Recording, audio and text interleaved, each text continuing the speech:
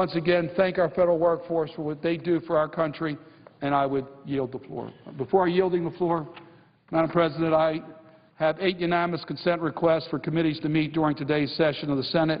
They have been approved by the majority and minority leaders. I ask unanimous consent that these requests be agreed to and these requests be printed in the record. Without objection. And with that, I would suggest the absence of quorum. Clerk will call the roll. Mr. Akaka.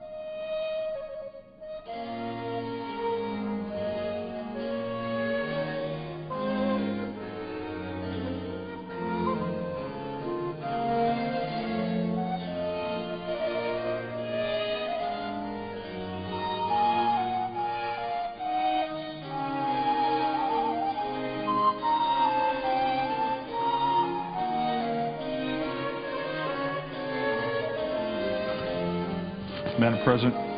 Senator from Colorado. Madam President, are we in a quorum call? We are in a quorum call. I'd ask unanimous consent that the quorum call be lifted. Without objection. Thank you, Madam President. I've come to the floor this morning to talk about the most important issue facing our country and our people, and that's jobs and job creation. And in a bit of good news last night, in overcoming 18 months of obstacles here in the Senate, the Senate passed my Ski Area Recreational Opportunity Enhancement Act that will help expand economic opportunities in many of our mountain and resort towns in Colorado. It will also help create jobs throughout the rest of the country in states like the presiding officer's New York, which has a robust ski industry just like our state does as well. I want to acknowledge Senators Barrasso of Wyoming and Risch of Idaho.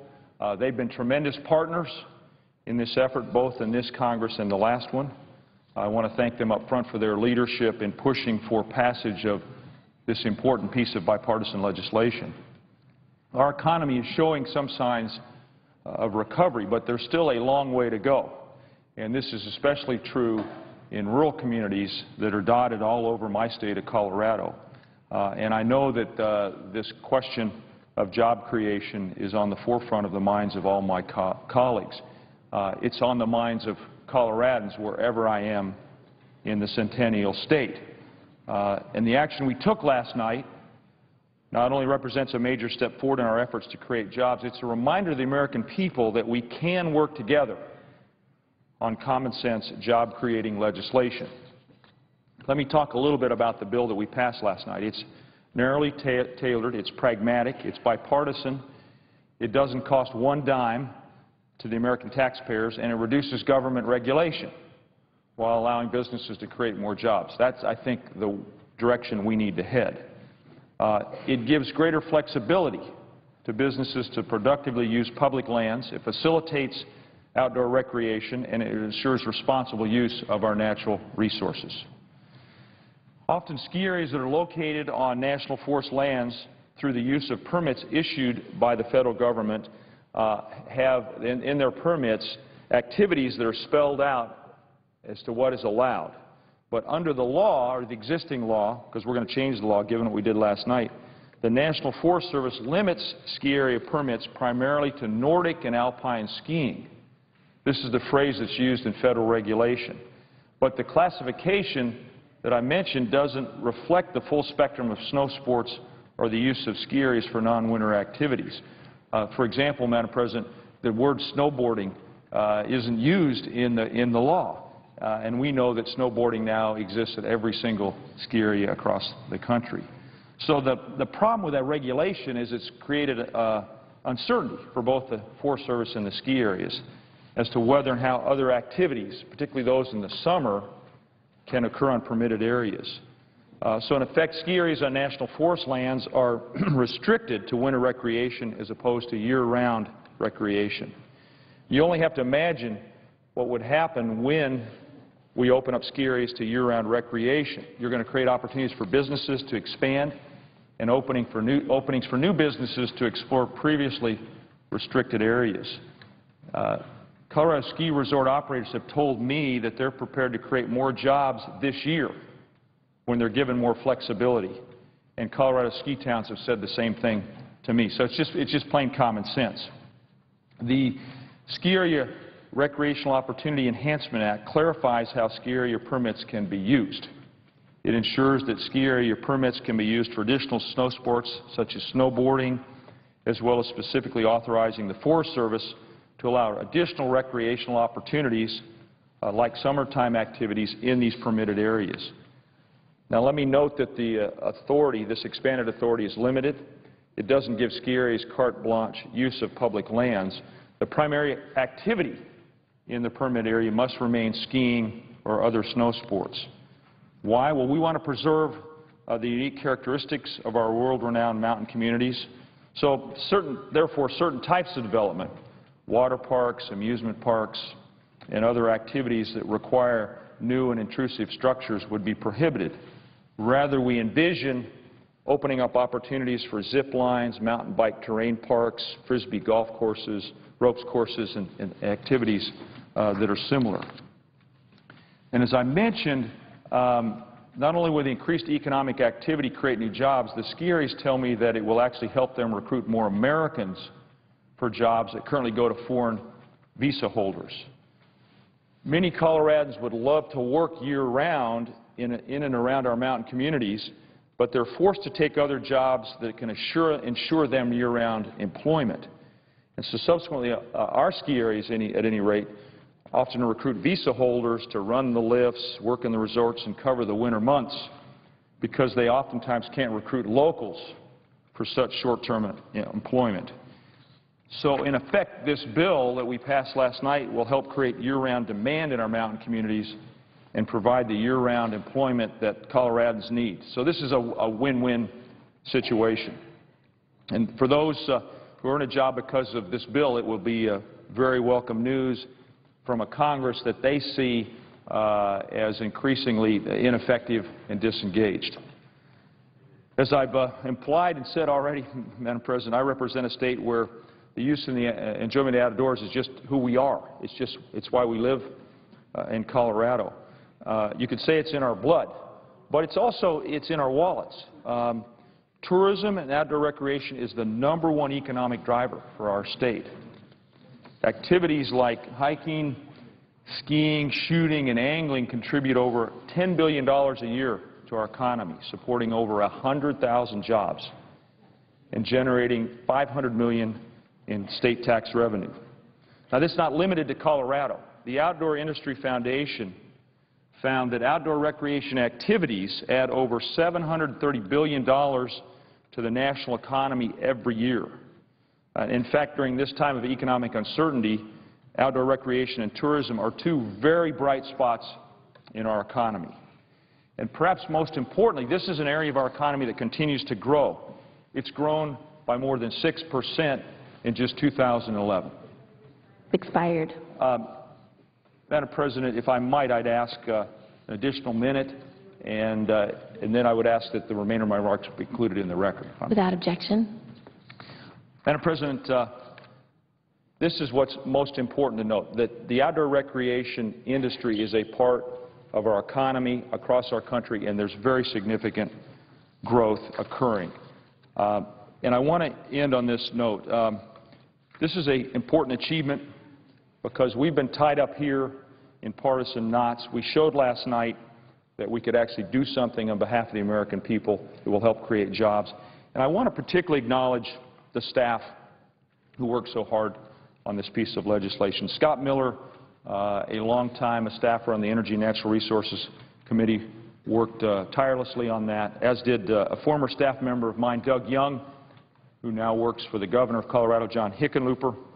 We began this work in the United States House of Representatives, where the presiding officer and I both served. I want to thank also, in a special fashion, Wendy Adams and Stan Sloss, who've persevered time and time again as we fought through a series of procedural holds and other setbacks. The economic challenge still faces our country, but this is a positive step forward. I want to thank all of my colleagues for supporting me in this effort. Madam President, I yield the floor. Morning business is closed. Under the previous order, the Senate will resume consideration of H.R. 2112, which the clerk will report. Calendar number 155, H.R. 2112, an act making appropriations for agriculture, rural development, Food and Drug Administration, and related agency programs for the fiscal year ending September 30th, 2012, and for other purposes. Under the previous order, the time until noon will be equally divided between the Senator from Arizona, Mr. McCain, and the Senator from California, Mrs. Boxer, or their designees. Madam President. Senator from California. Madam President, I ask unanimous consent that the final 10 minutes of debate prior to noon on the McCain Amendment, number 739, be equally divided between Senator McCain and myself or our designees. Without objection. And to lead us off on this very important amendment and to explain why it's important to not support the McCain Amendment is a senior member of the Environment and Public Works Committee and a great member of that committee and a great supporter of the environment and transportation, Senator Cardin of Maryland, and I yield him 6 minutes. Madam President. Senator from Maryland. Madam President, let me first thank Senator Boxer for her extraordinary leadership as chair in the Environment and Public Works Committee. She has stood up for legislation that will allow us to rebuild our roads, our bridges, our infrastructure in this country, to create jobs and make America competitive. I rise today to oppose the McCain Amendment, and let me give you 3 reasons why. First, jobs. Secondly, the transportation enhancement programs help our traveling public. It's what they want, what they need. And third, there's a safety issue. First, on jobs, let me point out the transportation enhancement program represents 1.5% of the annual Federal Surface Transportation funds, 1.5%. It's a relatively small amount of money on the total pie. But it's interesting, the projects that are funded by the transportation enhancement programs actually yield more jobs per dollar spent than the funds that are used for the traditional transportation programs. So on a jobs basis, we actually get more jobs from a lot of the projects that are in the transportation enhancement program. Secondly, let me just talk about the type of programs we're talking about. We're talking about bicycle paths. We're talking about when you travel on a road and you have a pull-off that you can safely view the scenery. It's these types of projects that we're talking about that could be jeopardized by the McCain Amendment. I know my colleague from Alaska talked yesterday about the safety issue, but let me underscore that. Today, more accidents are caused from our pedestrians and our bicyclists are on the rise. There are actually increased number of fatalities related to bicyclists and pedestrians. 14% of the roadway fatalities involve cyclists or pedestrians, and 2/3 of these accidents occur on federal highways. Accidents involving pedestrians and cyclists result in far more serious injuries. And while motorist fatalities are on the decline, pedestrian and cyclist fatalities are on the rise. When you have a pull-off on a highway where someone can pull their car safely off in order to look at the vista, that's the way it should be. In my own state of Maryland, we are constructing the Harriet Tubman Scenic Byway so that people can visit the eastern shore of Maryland and see firsthand where Harriet Tubman operated the Underground Railroad. Now, these roads are county roads. These roads are roads in which are narrow, in which we have a lot of commercial traffic as well as people who just want to look at the scenes. The state of Maryland should have the flexibility of using these transportation enhancement funds in order to do what the traveling public wants them to do, and that is to provide a safe experience for the motorists to be able to enjoy our transportation highways. That's what the Transportation Enhancement Program allows our states to be able to do. The McCain Amendment would jeopardize those funds. So, Madam President, the Transportation Enhancement Program offers flexibilities to our states to be able to provide the whole array of transportation options. It's a very small part of the overall transportation budget. It provides those enhancements that the traveling public wants and needs. It creates jobs and allows for greater public safety. So for all those reasons, I would urge my colleagues to reject the McCain Amendment. And with that, Madam President, I would suggest the absence of a quorum. Clerk will call the roll. Mr. Akaka.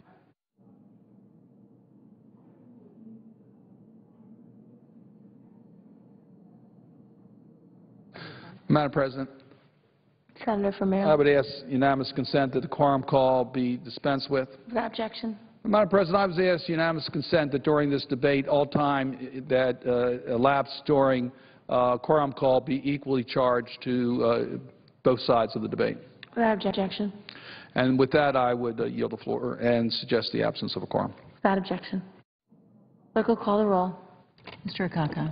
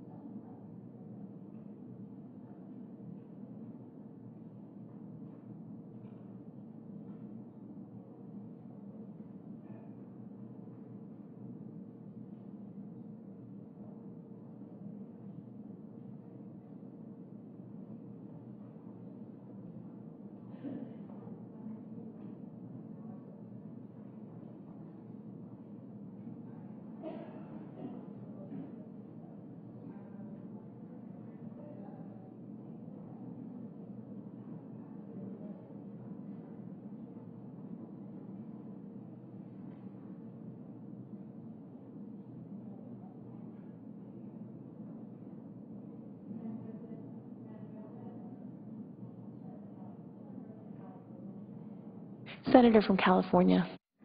President, I yield myself such time as I might consume. We're in a quorum call. I'd ask that that be dispensed with. Without objection. Madam President, the Transportation Enhancements Program that the McCain Amendment would essentially cripple was established in 1991 in a bipartisan transportation bill signed by President George H.W. Bush, and it has been continued in subsequent bipartisan transportation bills, which passed in '98 and '05. And this program benefits all Americans by making significant investments in safety, helping to reduce congestion, expanding transportation choices, and it strengthens local economy, provides jobs, protects the environment, and this amendment eliminates 7 of the activities eligible under the Transportation Enhancements Program, and it prevents any funds from being spent on those activities. Now, here's the thing about the TE program, Transportation Enhancements Program. There are things in it we need to reform. And Senator Inhofe and I, along with Senator Vitter and Baucus, are working very hard, and we have a bill, a bipartisan bill that, Madam President, you're a proud member of our committee. We're going to mark up that bill very soon.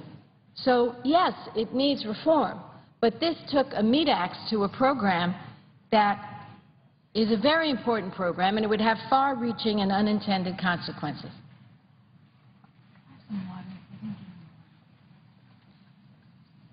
By prohibiting any funds to be used on these activities that Senator McCain singled out, this amendment actually eliminates the flexibility of our states and prevents them from spending funds on activities which are necessary to construct and maintain our highway system. So even setting aside the loss of jobs that would incur as a result of the McCain Amendment, let me tell you the other unintended consequences. But maybe Senator McCain intended that there'd be fewer jobs. But I'm assuming he didn't intend, for example, this kind of a situation. In the case of historic bridges, a bridge could be deficient, but under this amendment, we couldn't fund a rehabilitation project because the bridge is historic. Because he says you can't spend any money on historic sites, a regular fix to a bridge that happens to be historic would not take place. Now, I just happened to finish a book that, Madam President, I strongly recommend, The Great Bridge, the building of the Brooklyn Bridge. What a story David McCullough tells. And that bridge was built in the 1800s. It's historic. Under the McCain Amendment, they could no longer get funds. That's the unintended consequence, because it's historic. So even though it is probably one of the heaviest traveled bridges, and you could attest to that, in our nation, imagine this amendment which would not allow bridges such as this to get funded. It is a poorly drafted amendment. I don't know, maybe this was intended. I can't imagine it was intended, but this is the truth. This is what would happen. You also have in this amendment a prohibition on the use of funds for landscaping, which is necessary to complete any federal aid highway project in order to prevent erosion along a highway. So, you know, I happen to be a person that believes when you do a project, it ought to look good.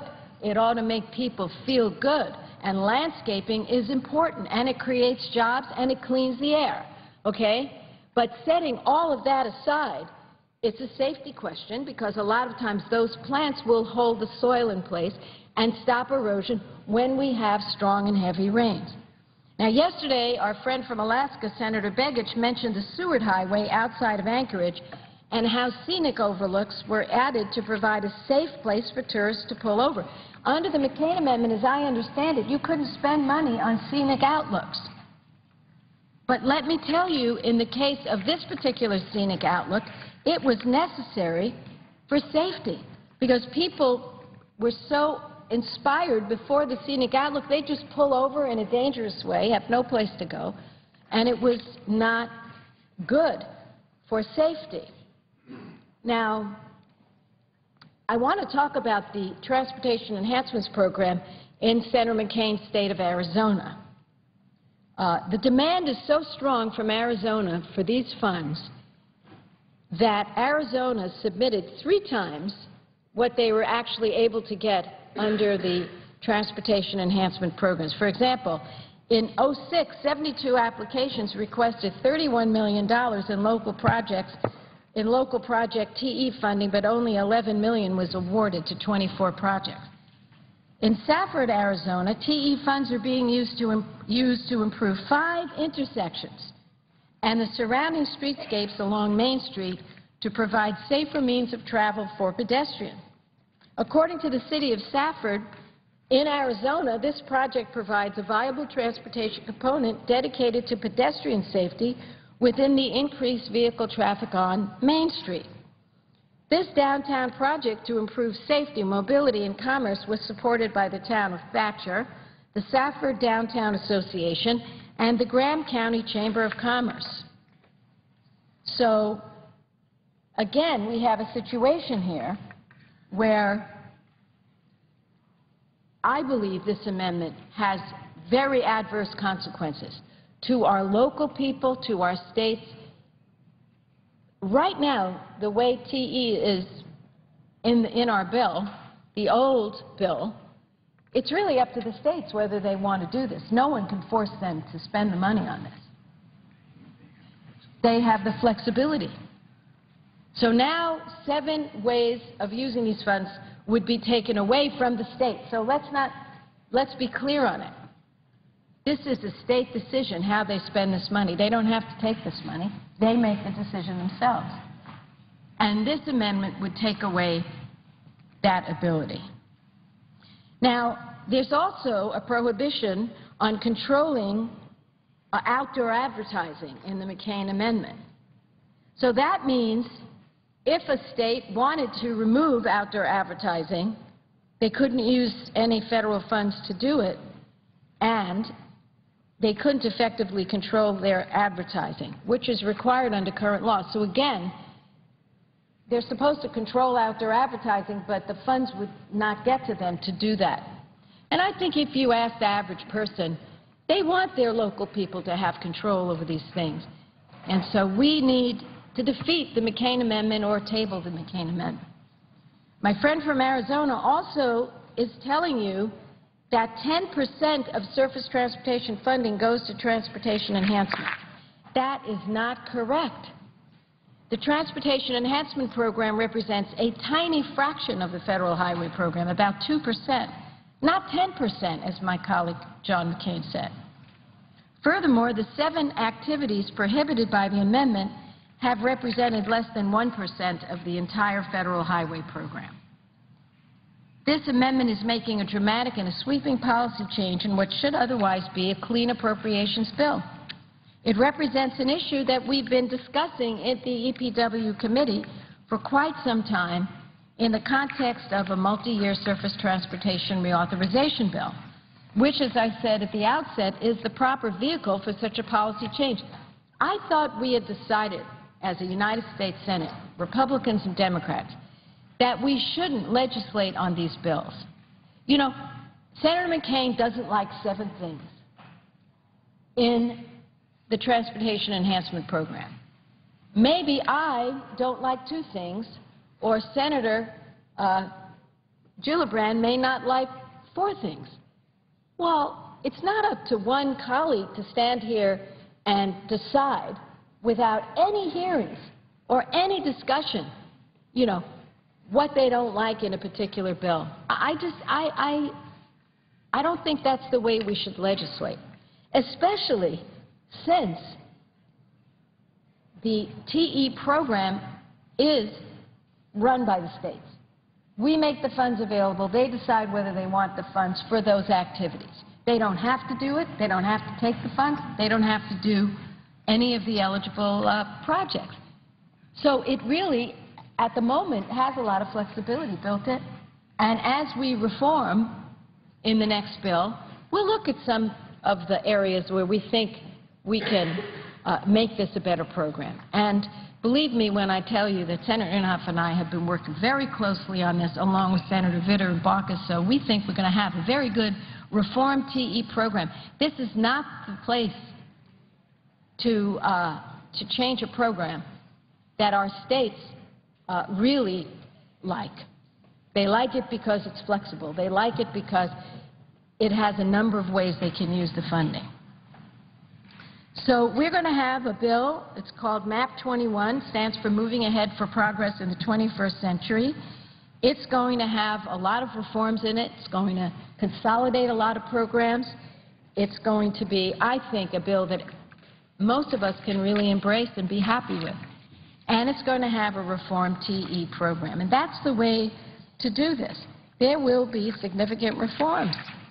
But it isn't right, in my view, and we'll see how the vote goes, for one senator to say, I don't like 7 things that are in this potpourri of things that you can use TE for, so I'm saying you can't do it. You can't use the funds. It's just not right. And I pointed out how this is worded in such a fashion that bridges like the Brooklyn Bridge and other historic bridges could lose all their funding as a result of the way this is drafted.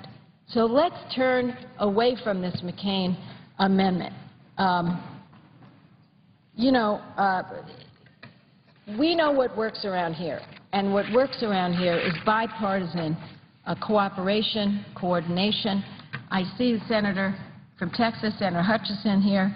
She works so closely with Senator Rockefeller, and I'll tell you what that means. It means that we have wonderful progress in the Commerce Committee, which we would never have. Senator Inhofe and I work very closely in EPW, and everyone kind of smiles about it because they know on the environment side we don't work closely. That's true. That we know that.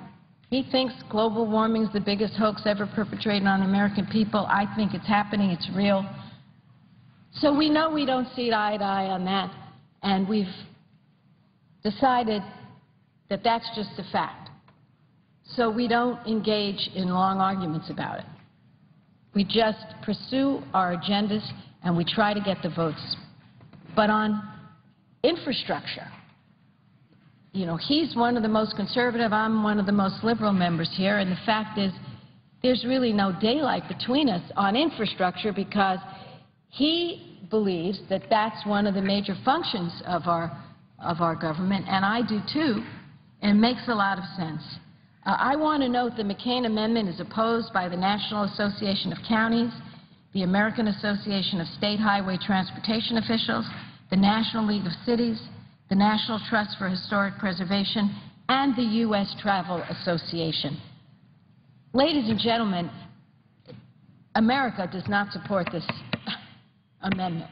This is a group of bipartisan organizations here. I mean, when you look at the National Association of Counties, I started as a county supervisor. You have Republicans, Democrats, independents, everything in between. Highway transportation officials is completely nonpartisan. National League of Cities, we have Republicans and Democratic mayors and councils. National Trust for Historic Preservation, again, a mixture of different views. And the U.S. Travel Association, I mean, I don't know how that breaks down, but it certainly is a bipartisan. Please, I hope people will turn away from the McCain Amendment. It's not good for jobs. It's going to hurt jobs. It's going to have the unintended consequences of not allowing us to fix some of our most deficient bridges, and it goes against, really, the people we're supposed to represent here, the people out there on the ground, our county officials, our state highway transportation officials, our city officials, and those who work so hard to preserve the history of this greatest nation in the world. We can't turn our backs on historic preservation. Otherwise, we don't know, what our past was. I can't tell you how many mistakes were made in California where in the early years we didn't realize what we were losing, what people would give back to get back some of those old courthouses that were torn down. I can't tell you, from the 1800s. And they could have been, you know, fixed up, but people didn't have the foresight. This McCain amendment would do real damage. And the U.S. Travel Association, you know, we're talking here about our small businesses. We're talking here about people who work in recreation, in airline travel. They don't want to see this happen, this McCain amendment. So I'm assuming Senator McCain will be here. We've reserved the last 10 minutes before noon. And at this point, I think I've said all I can say to persuade my colleagues, who I hope are listening in their offices, that they should turn away from the McCain amendment. And with that, I would yield the floor, and I would note the absence of a quorum. Clerk will call the roll. Mr. Akaka.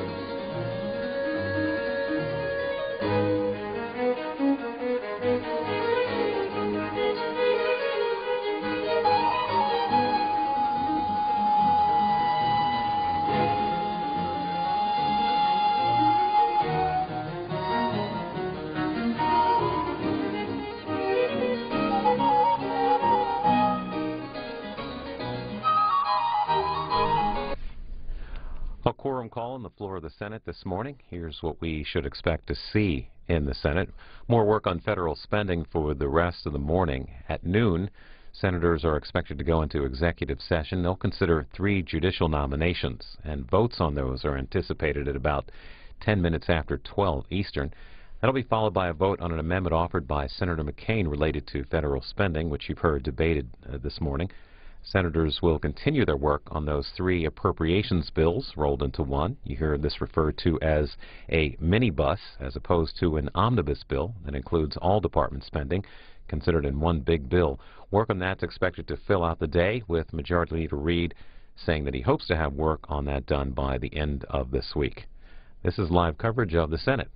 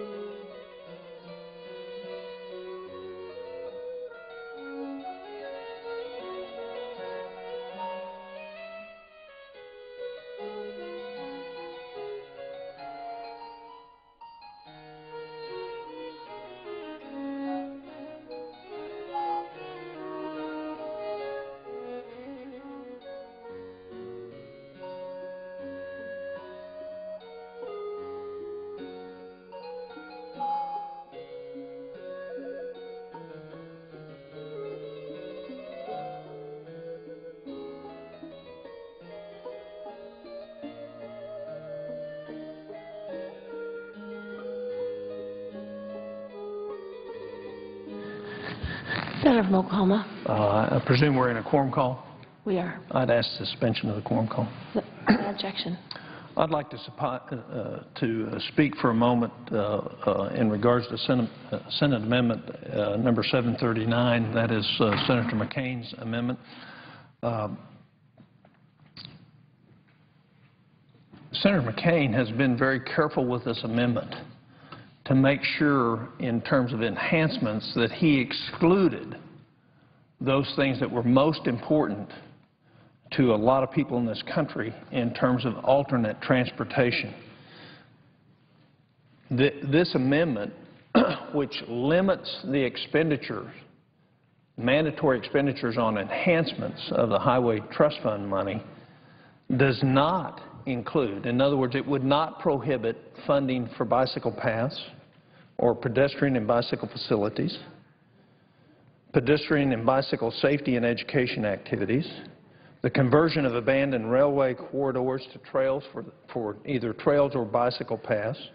It would not prohibit funding for environmental mitigation of highway runoff pollution, reduced vehicle-caused wildlife mortality, maintain habitat connectivity, and it would not prevent funding for the acquisition of scenic easements and scenic or historic sites. I think Senator Cardin might have related something other than that, and I wanted to clarify that for my colleague who cannot be here.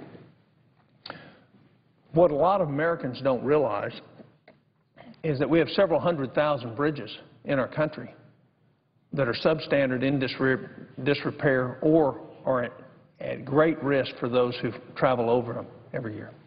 And by mandating that 10% of highway funds have to be spent on non-highway needs at a time when our country is running massive deficits, has almost $15 trillion worth of debt. Matter of fact, we're in excess of $15 trillion worth of debt right now, that we should make sure that we only apply those enhancements to the things that are most specifically needed. We do have a commitment in the future from Senator Boxer and Senator Inhofe that we will have some flexibility with enhancements in the future on the next highway bill. What Senator McCain is trying to do here, I think, will legitimize that and certainly does not harm the purpose of that. So basically what Senator McCain's amendment would do, funding this bill for 7 of the 12 transportation enhancement activities, it would prohibit funding for scenic and historic highway programs, including tourist and welcome centers. We shouldn't be building a welcome center when there's one bridge in any state that's at a danger for the American people that are going across it. Landscape and scenic beautification. Those are nice things, but you know, when you're down to making hard choices about the things that are most important, that is not one of them. Historic preservation, we cannot have that as a priority now. Rehabilitation and operation of historic transportation building structures or facilities. We should not, in fact, spend that money on archaeological planning and research when, in fact, we have dangerous bridges that people are covering and coming across every day. Finally, although transportation museums are great, that can't be a priority today when we're borrowing $13 trillion every year just to keep the transportation trust fund at a level that will not allow us to increase the level at which we resolve these difficult bridges. We can't continue to borrow that $13 trillion. So this is a common sense amendment. It is a modification of what I've offered in the past. It's a smarter amendment. It's a better amendment. It still allows the bicycle community and the enhancement associated with that to continue. I would remind my colleagues that the Federal Highway Administration obligated $3.7 billion in enhancement funds for 10,857 projects between 2004 and 2008. That included $850 million, $1 billion, for scenic beautification and landscaping. That $1 billion could have fixed well over 5,000 bridges that are dangerous today. $224 million on projects to rehabilitate and operate historic transportation buildings. Another 2,500 bridges could have been fixed for that. And $28 million to establish 55 separate transportation museums. So it's not about not wanting the money to get out there. It's not about targeting the bicycle community. It's absolutely protected in this. But it is about ordering our priorities. And if there's anything we've not done a good job at in Congress over the last 10 or 15 years is making hard choices about what is a priority and what isn't. And I would just tell you, I think the vast majority of Americans would think the safety of the bridges they drive across is more important than any of these things that Senator McCain is saying we're going to limit in this bill. There's 604,000 bridges in the United States in 2010. 24% of them are deficient. This includes 69,000 that are structurally deficient. In other words, they have significant deterioration and they have had to have load reduction carrying capacity limitations placed upon them. 77,410 bridges are functionally obsolete. They don't meet the criteria of design standards.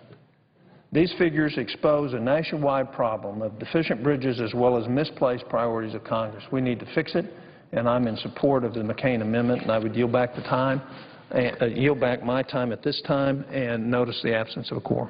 Clerk will call the roll. Mr. Okaka.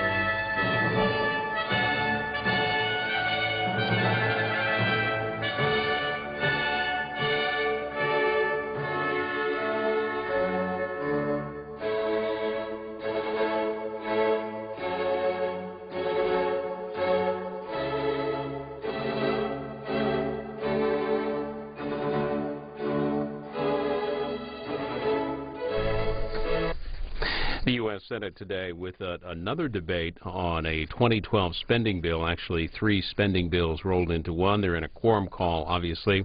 And coming up at about noon Eastern, we expect a couple of votes, one on a judicial nomination, but the other on a proposed amendment to this spending bill from Senator John McCain, which would eliminate the requirement in the bill on requiring states to spend a certain percentage of federal highway funding on beautification projects. Again, those votes expected shortly after noon. The Senate in today for another day of debate on the 2012 spending. The House is not in this week, and instead on C-SPAN this morning we are covering a hearing with Janet Napolitano, the Homeland Security Secretary, testifying on immigration and border security issues.